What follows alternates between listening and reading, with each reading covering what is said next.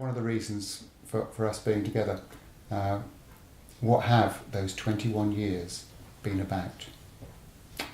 Well, it's a huge change of focus, isn't it, all the way along. I mean, for the first 7 years in anyone's life, they get looked after, i.e. fed, watered, played with, etc. Second 7 years, you argue and negotiate your way for freedom. And hopefully now,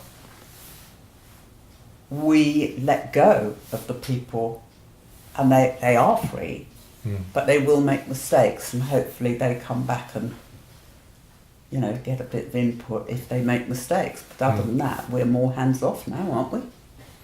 Well, in summary, I mean, it's an interesting image because, the main association that people have with us or have had with us over these 21 years is doing the first level training course.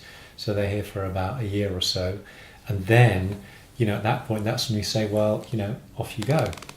And then either they kind of orbit, do what they do, and then come back to kind of home base, if you like, or not. And actually part of something we've always encouraged is for them to revisit and reconnect, and they do. And even this weekend we've got 4 or 5 people who've done the course maybe a couple of years ago, maybe 6 or 7 years ago, but they return to, in fact, as one of them said to refuel, one of them said to reconnect, one of them said to I can't remember, just kind of receive more of the energy that they loved learning about when they were here. And since then has been, like I said, it's been like a sort of a spiritual lifeblood, which is a beautiful image. And so that's kind of what we do. That's what we've been doing. And on the way, people get this piece of paper saying, "Congratulations, clever boy, clever girl, you are now a certified instructor of yoga." But the much more important thing really is they make that sort of connection with spirit. And I think really, in different ways we've been sort of facilitating that, which is... Don't you think something I've noticed with my own children is that spirit gets so ingrained that they don't actually realise that they're using it anymore. So whatever they're doing and wherever they are, it just naturally comes out. Yeah. So it's becoming less formal in a way. No, I think so. And once it's been received at a deep enough level, then yes, it's kind of like on a sort of, it's like a circuit or an automatic cycle that they don't really maybe question in the same way, because it's it's that deeply ingrained. And usually when people have done that to that point, then life works out for them in a better kind of way, in a more creative kind of a way. They have more of a kind of a stability, and they have more resilience to deal with stuff.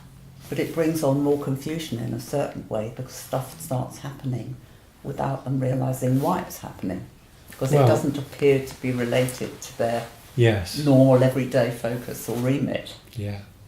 I think that's also part of what's going on, because we've all got track records predating this 21-year association, but we've also got people who have been involved with us individually or collectively through that period. So, for example, we just talked about being in Egypt with people who had done second aid with you, for example. I'm thinking about people that came and did a yoga course and then went on to do therapy training. I think the kind of course model is that you give someone something, a certificate at the end, and then it's gone, which is fine.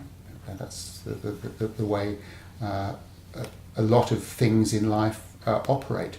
But if basically what you're giving at the start is an insight into yourself, so I would take issue with that, because I think that that's the difference between yoga and the Ice Guy and second aid in its original form. And we've talked about this before. you guys attracted people who wanted to become more evolved. I attracted people who were going through real hard times and either had to come out of it and support the group dynamic around them or sink, basically. So maybe part of what we've done is have a sort of middle meeting, because that discrepancy doesn't seem nearly as big now as it did when we first started associating. Yeah. Yeah, that's an interesting point, because certainly in the last, I don't know, 7 or 8 years, when we've been kind of working closely and you kind of moved into sort of directorship phase and status, whatever gap there had been has long closed, I just think. disappeared without us really noticing. Yeah, exactly. That's very interesting. And I think you coined the phrase, not sure if it's your original, but certainly I heard it first from you, is right action, right reaction. And that encompasses this. What I was driving at is that the nature of our work has been to hold a mirror up. So it's not been to say, you must do this. It's been, this is what it looks like. And then to support people in coming to embrace or change or whatever that image is. And that over the years, a number of those people have come back and presented in different ways. And that at a point, and certainly, arguably, after 21 years, you're actually saying, well, over to you. Is that it isn't about another certificate or another something else. It's about how you take the teachings and apply them in life. And that's certainly what I learnt from you, Judy, initially. Well, it's a very old Egyptian thing, is that you do, your first 7 years is right action. So I suppose that means don't throw your food all over your parents or something. The second 7 years is right reaction. And if you come at 14, you then do 7 years of melding the two together. And if you get that right, you're a help to society. You are a Leitwörter in service. So it's like the first 7 years is if you like copying right behaviour or learning the right behaviour from parents, i.e. Following simple rules. Then you're into, it's like the moon phase, your own psyche, and learning to how you respond to intuition and the subconscious projections, and then assuming there's a kind of reasonable harmony between those two. 14, we're into the energy of Mars, which means either it can be like an engine towards whatever your kind of goal in life is and a kind of momentum, or it can be like that kind of Martian fractious big fight about everything. And then as you move beyond that, and the young adult leaves home, if you like, they know everything, you now know nothing. Well, it's true. Yeah. Then they become incredibly dogmatic. My way is right, you have always done it wrong. And then as they experience life and go through a few difficulties themselves, all of a sudden you're not so bad. And we might even ask what you think. But they won't do that if you're on their case at that stage. Yeah. So they have to be freed to make their own mistakes. And we have to know they're going to make mistakes and hope they re-enter to the level they need to. But they then take the lead and we follow. It's interesting. It's an interesting process, isn't it? It really is, yeah. You're sounding like parents. Well, actually, to be fair, I'm allowed to. No, I was thinking it's like it's 21 years and over to you. Because there's a body of work which we didn't set out to do. Well, actually, Guru Dharam and I did in a sense, because our brief to each other on doing that first yoga course was to train people to do what we did.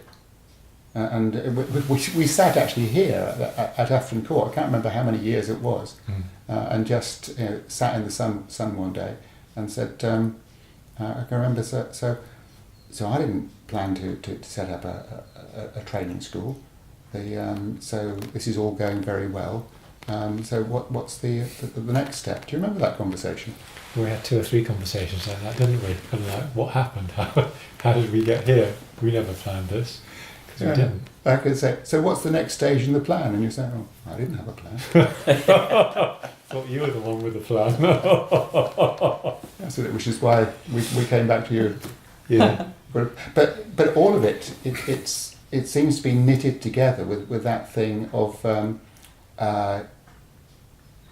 holding the mirror up and inviting people to step up to be the best they can be.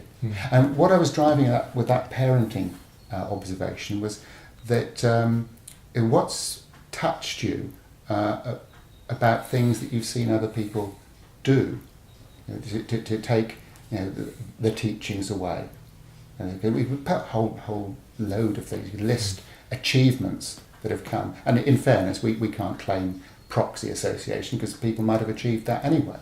But you look at someone that presents in a kind of iffy state, and then you look at them a couple of years after and think, wow, And I've certainly got a few in my mind of things that people have really impressed me by what they've gone on to achieve in the way that I feel that as a parent.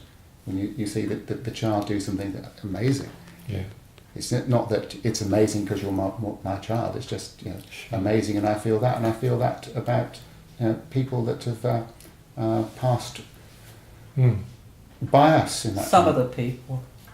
Yeah, well, I didn't say all the people. No, you didn't. You didn't. But I think that's important to it is. point out. I think taking the sort of the parental image that step further, it's rather like as we embody that role, then the kids who've grown up and are the ones who are now taking the role that we had, say, 10 years ago, and that's whoever it's Angad and Andrea and Benjar, these are the trainers who are zapping about doing all of the level 1 stuff for us, and there's 5 or 6 or 7 of them, and and they must be allowed to do it. Exactly. And they must also come to the conclusion that they don't know it all. Yeah, well, so there's always a dynamic tension between, on the one hand, if you like, the kids wanting to be independent and do it their way, while at the same time retaining a modicum of respect for mum and dad, referring back when appropriate. And, finding that balance can be challenging, of course. Definitely. Definitely. And there's nothing wrong with that. And I think another interesting thing is where we thought the teaching of, if you like, spiritual direction was 21 years ago isn't where it is now. No, it's totally changed, hasn't it? Yeah. So the training that was given to support that also has to change. Yeah. It has to evolve.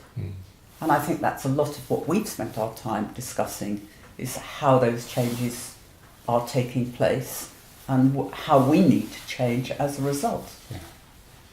Yeah. In 21 years ago was early days, but looking back to early days, it was very much wake up, everything is going to be different. And that was fair, because you were looking at, certainly in terms of everyday spirituality. So broadly speaking, Western society was sleepwalking. It was consumer orientated, it was manipulative, it was sexist, it was keep on going. And there's this kind of wake up, there's a new age coming. If you put that message out now, is you're talking to people who were born into it. If I encapsulate this as like, wake up and smell the coffee, I've been awake for some time and I prefer green tea. I don't. I prefer coffee. No, but you can't put out the message from 21 years ago, because here is the news. That's so 1995. Yeah. I envisage a lot of young people who, young is a relative term, you understand it, maybe 30s, 40s, whatever, but I see them rebelling collectively, but a constructive rebellion. I don't think it'll be a bad thing, I think it'll be a good thing. Because I think they've just had enough of all this nonsense that's going on. And I think it will source in America. So good luck with that. Thanks, Jude. We'll support you. I'm